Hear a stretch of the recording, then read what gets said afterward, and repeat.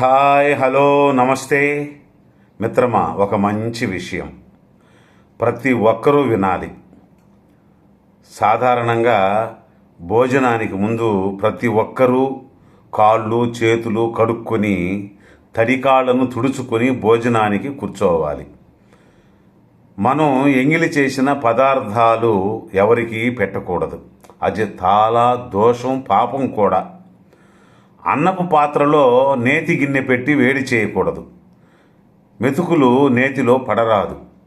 భోంచేసేటప్పుడు మధ్యలో లేవకూడదు. ఎంగిలి చేత్తో ఏ పదార్థాన్ని చూపించకూడదు, తాకనూ కూడదు. సొట్టపడ్డ గిన్నెలో, విరిగిన కంచంలో అస్సలు భోంచేయకూడదు. నిలబడి అస్సలు అన్నం తినరాదు.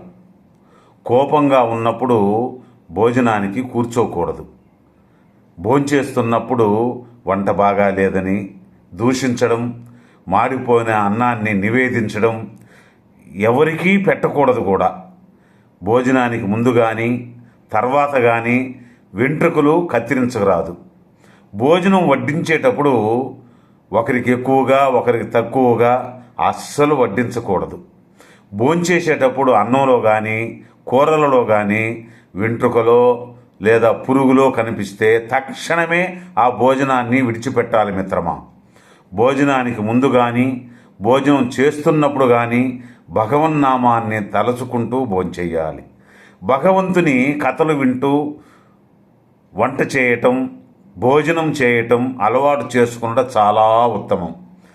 ఏదైనా దీక్షలో ఉన్నవారిని కానీ భోంచేసి వచ్చిన వారిని కానీ తినమని ఎక్కువగా బలవంత పెట్టకూడదు. గిన్నె మొత్తాన్ని ఊడ్చుకొని చేతిని నాకుకుంటూ కానీ తినరాదు. ఆహార పదార్థాలను, అన్నాన్ని కాళ్ళతో తొక్కకూడదు. భోంచేసిన తర్వాత నోటిని శుభ్రంగా పుక్కిలించి శుద్ధం చేసుకోవాలి. భోంచేసిన తర్వాత క్రింద పడ్డ మెతుకులు తీసేసి ఆ చోట తడిగుడ్డతో శుభ్రం చేసిన తర్వాతే వేరే వారికి భోజనం వడ్డించాలి. చెప్పులు ధరించి వంట కానీ భోజనం కానీ చేయరాదు. ఒకసారి వండిన వంటను మరలా వేడి చేసి తినరాదు. ముఖ్యంగా మాంసాహారాన్ని అస్సలు వేడి చేసి తినరాదు. ఇది గుర్తుంచుకోవాలి మిత్రమా.